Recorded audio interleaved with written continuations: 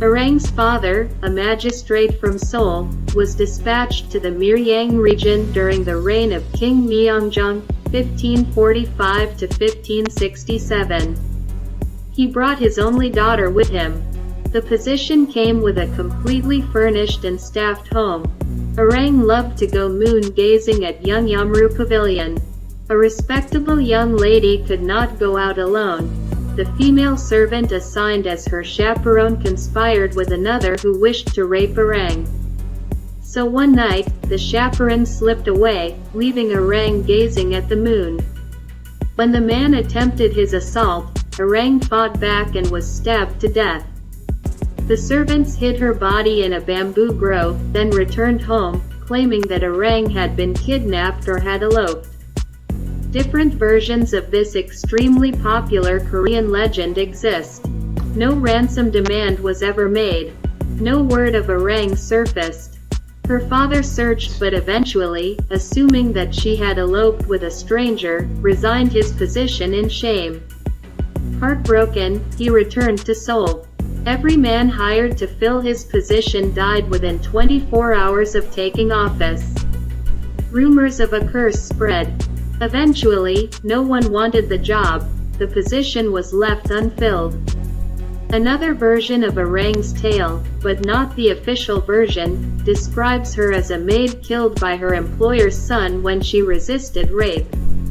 One day a civil servant napping at the Yeongnam Pavilion, the scene of the crime, dreamed of a woman in white who told him, "Finally, I have met the man who can avenge me."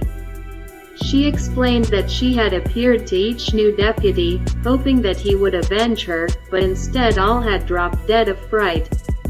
There was no curse. The ghost meant no harm. All the men were just so terrified of her, their hearts literally stopped. Or at least so she claimed. The civil servant asked Arang to identify her murderer, but she just waved a red flag and disappeared. When he awoke, he asked for and received the position vacated by Arang's father.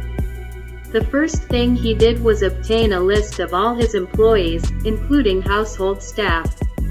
Noting that one man was named Red Flag, he had him interrogated. Eventually the servants confessed. Arang's body was found, the knife still in her breast. Proper funeral rites were arranged.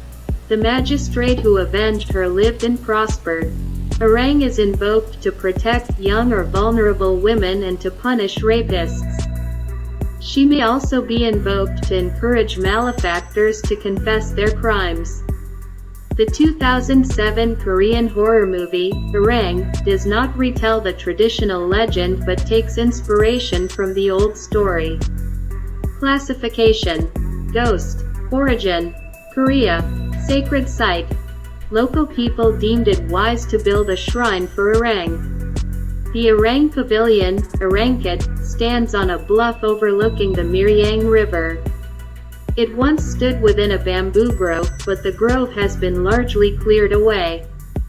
Sacred dates.